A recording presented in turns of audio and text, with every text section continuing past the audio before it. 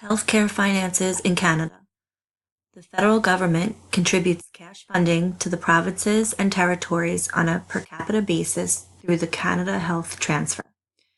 The Canada Health Transfer provides long-term predictable funding for healthcare and supports the five main principles of the Canada Health Act, which are universality, all insured residents are entitled to the same level of health care; comprehensiveness, all necessary health services, including hospitals, physicians, and surgical dentists, must be insured; portability, health coverage continues from a resident's home province during a minimum wait period when a resident moves to another province or territory; accessibility, all insured persons have reasonable access to healthcare facilities; and public administration, all administration of provincial health service must be carried out by a public authority on a non-profit basis.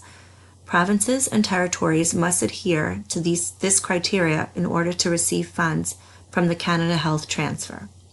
Private health insurance plans are supplemental health plans to cover costs for services not covered under government plans, such as prescription meds, dental care, physiotherapy, ambulance services, and prescription eyeglasses.